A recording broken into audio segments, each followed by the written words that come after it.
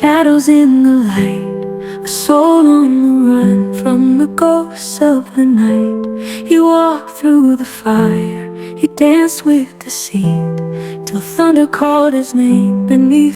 The rain fell in slow, deliberate sheets across the streets of Onitsha, as if the heavens were reluctant to wash away the grime of deceit.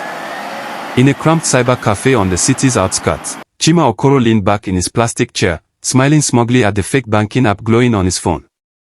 Another Megu, he muttered, sipping a bottle of malt. He just swindled a foreigner out of $500. It wasn't his biggest haul, but it was enough to fuel his nightly indulgences. Chima lived fast and dirty.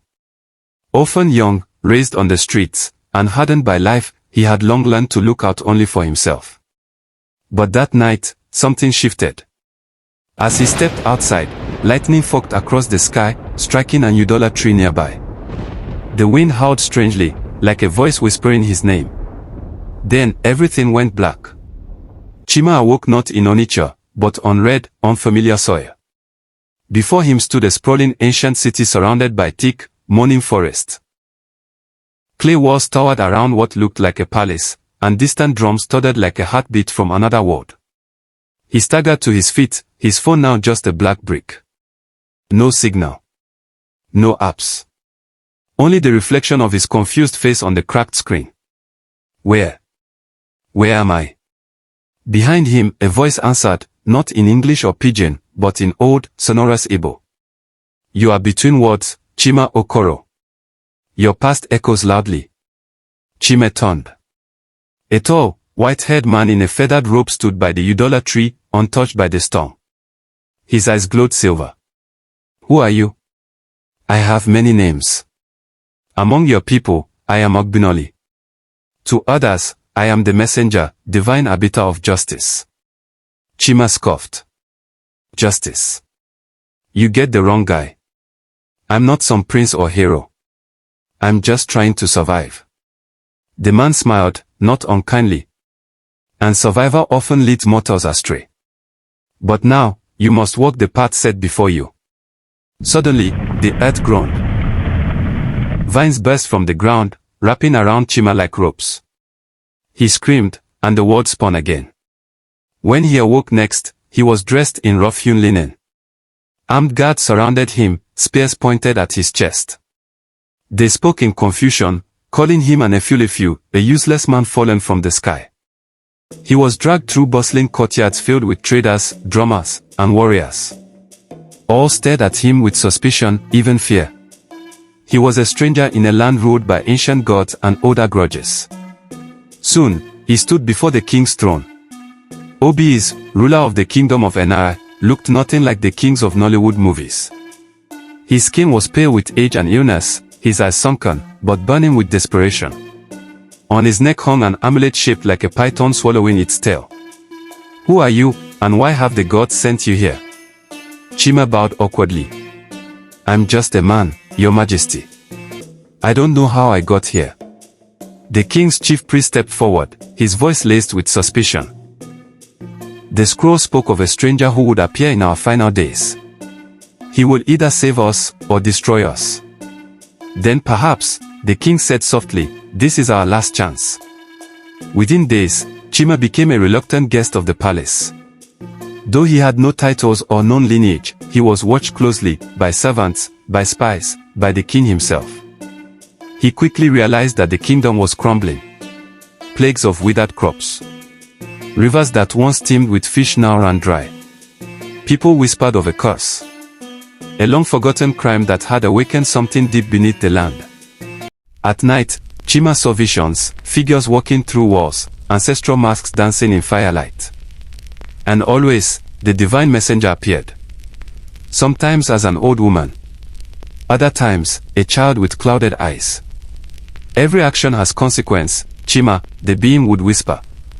You cannot run from who you were.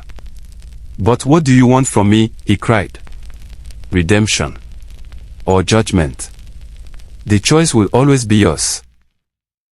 One day, the king summoned Chima in secret. The priests speak of an ancient relic, the Eye of Oni. Hidden in the sacred grove. It holds the power to restore the balance between our world and the spirits. But only one not born of this kingdom can retrieve it. You mean me? You've survived what no one else could. The gods sent you here for a reason.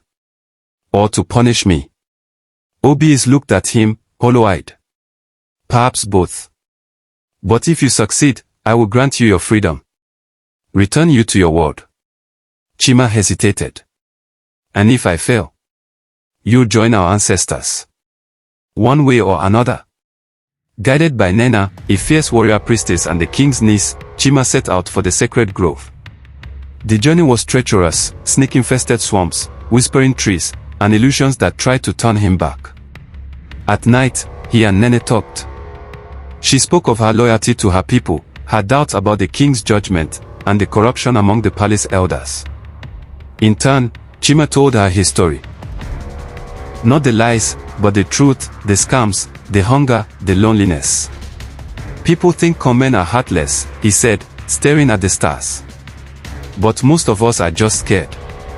Scared of being powerless. She didn't pity him. But she didn't judge either. You may have tricked men, she said.